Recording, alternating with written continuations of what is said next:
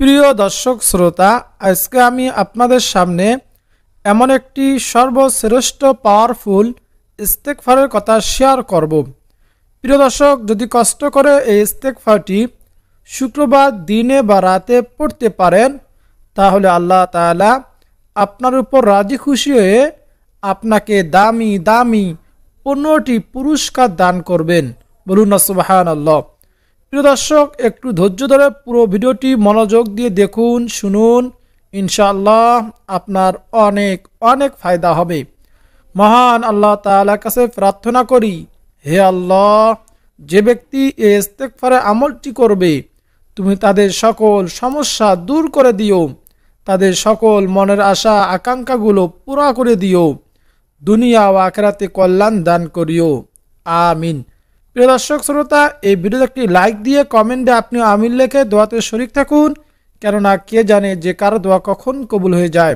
প্রিয় দর্শক, প্রথমে জানবো ইস্তেগফার পড়লে যে 15টি পুরস্কার আল্লাহ তাআলা আমাদেরকে দান করবেন তা কি কি। ইস্তেগফার পড়লে যে পুরস্কার দান করবেন তার মধ্যে থেকে সর্বপ্রথম 1 নম্বরে ইস্তেগফারকারীকে আল্লাহ তাআলা উত্তম সন্তান দান করবেন। বলুন সুবহানাল্লাহ। আমাদেরকে আল্লাহ তাআলা উত্তম দিনদার পরহেজগার নেককার সন্তান দান করবেন। যাদের সন্তান খারাপ, দুষ্ট বেশি, তারা জানে সন্তানের অত্যাচার, সন্তানের খারাপ হলে কি কষ্ট। আর যদি নেককার দিনদার সলাহীন সন্তান আমরা পাই, আল্লাহ তাআলা আমাদেরকে দান করেন, তাহলে আমরা দুনিয়াতে যেরকম সুখে থাকতে পারবো, ঠিক কবরে গেলেও এই সন্তানের দোয়া করবে, ভালো কাজ করবে, নেক কাজ করবে, আমরা কবর থেকেও আমরা তার সব পাইতে থাকবো। বলুন সুবহানাল্লাহ। এই জন্য সন্তান, উত্তম সন্তান আমাদের আল্লাহ তাআলা যেন দান করেন, সকলে বলি আমিন। প্রিয় দর্শক, তাই শুধু নয়, সম্পদ ও জীবিকার দ্বারা সম্মানিত করবেন। বলুন সুবহানাল্লাহ। আল্লাহ তাআলা এমন সম্পদ দান করবেন, এমন জীবিকা দান করবেন, সম্মানের সম্পত্তি দান করবেন, যে সম্পদ আমাদেরকে সম্মানিত করবে। বলুন সুবহানাল্লাহ। 2 নম্বরে দিন পালন সহজ হয়, অর্থাৎ কোরআন হাদিস মতো চলা আমাদের জন্য সহজ হয়ে যাবে, কর্মজীবন হয় সুখের। বলুন না সুবহানাল্লাহ। আমরা ব্যবসা করি না কেন, কৃষি কাজ করি, চাকরি করি, যেটাই করি না কেন, এই কর্মজীবন হবে সুখের, শান্তিময়, সুখময়। 3 নম্বরে ইস্তেগফারকারীর কাছে দুনিয়া খুব তুচ্ছ করে দেওয়া হয়। বলুন সুবহানাল্লাহ। 4 নম্বরে মানব ও জিন শয়তান থেকে তাকে আল্লাহ তাআলা হেফাজত করেন, অর্থাৎ জিন শয়তান, অর্থাৎ মানুষ শয়তান, জিন শয়তান শত্রুর মুখ থেকে এবং জিনের অত্যাচার থেকে আল্লাহ তাআলা তাকে হেফাজত করবেন। এ হলো 4 নম্বর পুরস্কার। 5 নম্বর পুরস্কার হলো দিন ও ইমানের স্বাদ আস্বাদন করা হয়। বলুন সুবহানাল্লাহ। 6 নম্বরে আল্লাহ তাআলার ভালোবাসা অর্জিত হয়। বলুন সুবহানাল্লাহ। 7 নম্বর পুরস্কার হলো বিচক্ষণতা ও বিশ্বাস বৃদ্ধি পায়। বলুন সুবহানাল্লাহ। 8 নম্বর পুরস্কার হলো দুশ্চিন্তা ও পেরেশানি দূর হয়ে যায়। বলুন সুবহানাল্লাহ। আমরা অনেক সময় ব্যবসা নিয়ে, সংসার নিয়ে, পরিবার নিয়ে দুশ্চিন্তায় পেরেশানির মধ্যে থাকি। আল্লাহ তাআলা ইস্তেগফার আমল করার কারণে, পড়ার কারণে দুশ্চিন্তা ও পেরেশানি দূর করে দিবেন।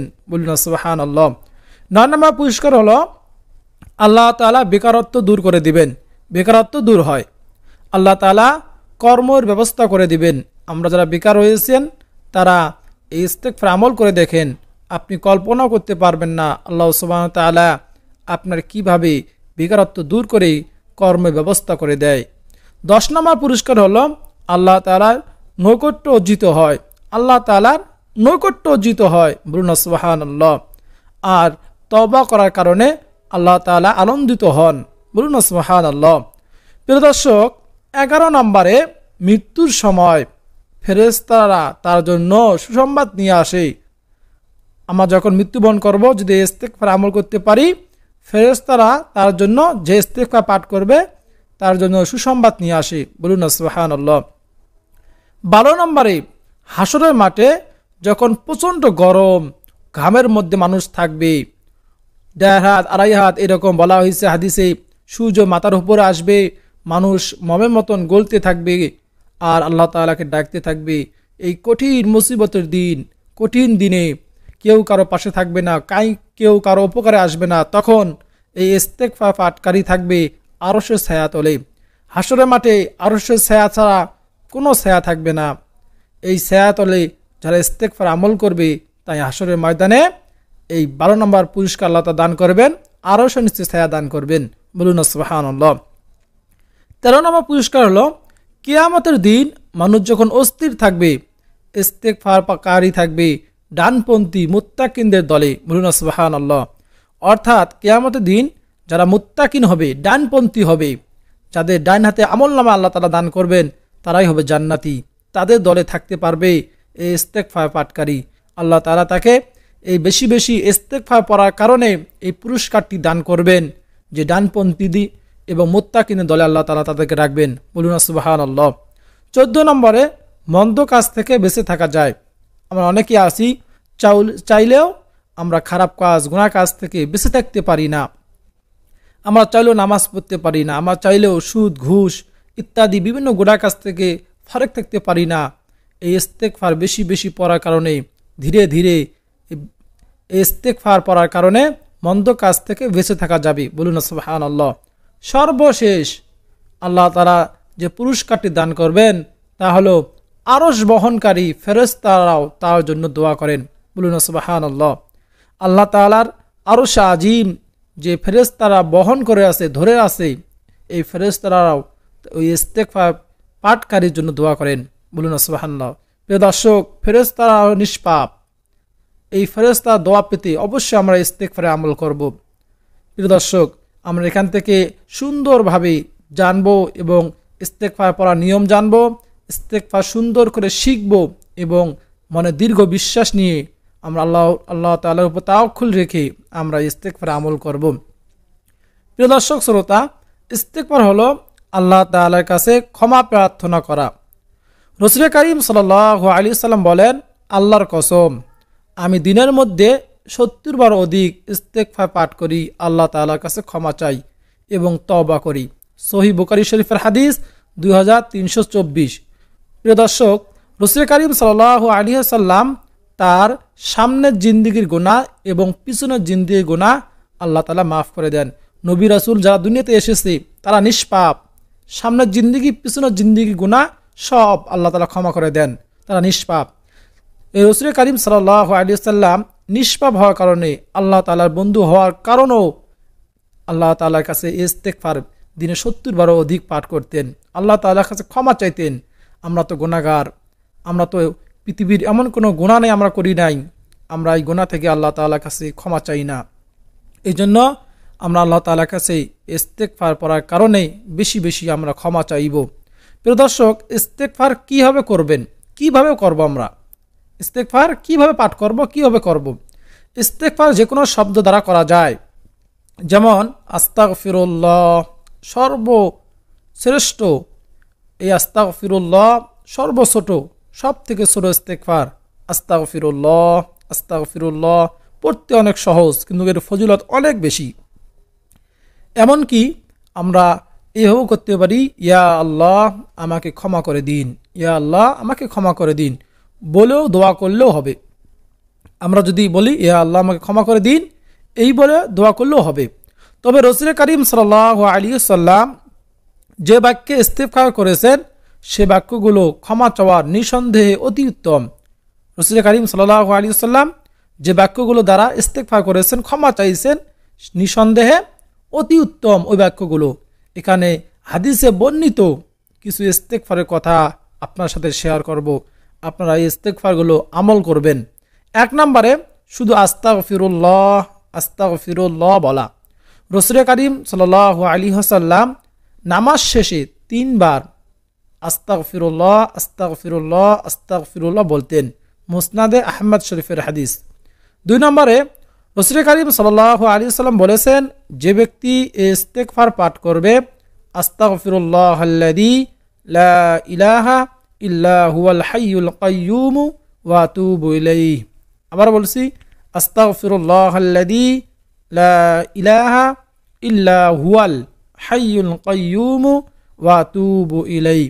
সে জিহাদের ময়দান থেকে পলায়ন করলেও তাকে ক্ষমা করা হবে। আবু দাউদ শরীফের হাদিস। বলুন না সুবহানাল্লাহ। এই জন্য আমরা আস্তাগফিরুল্লাহ আল্লাযী লা ইলাহা ইল্লা হুয়াল হাইয়ুল কাইয়্যুম ওয়া আতুবু ইলাইহি আমরা বেশি বেশি পাঠ করব। 3 নম্বরে রাসূল করিম সাল্লাল্লাহু আলাইহি ওয়াসাল্লাম মসজিদে অবস্থানকালে এক বৈঠকে 100 বার এই দোয়াটি পাঠ করেছেন। তাহলে রব্বিগফিরলি ওয়া আতুবু আলাইয়া ইন্নাকা আনতাত তাওয়াবুর রহিম। এটিও একটি ইস্তেগফার। তাহলে রব্বিগফিরলি ওয়া আতুবু আলাইয়া ইন্নাকা আনতাত তাওয়াবুর রহিম।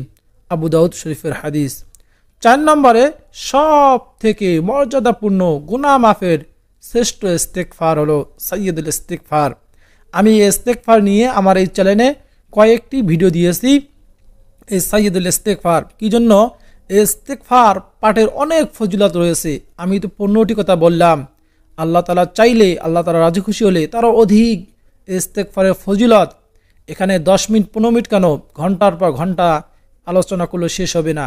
এই জন্য আমি চাই আমরা প্রত্যেকেও, আপনারা এবং আমাকে আল্লাহ তাআলা যেন ইস্তেগফার বেশি বেশি পড়ার আমল করতে তৌফিক দান করেন। এই ইস্তেগফার অনেক ফজিলত।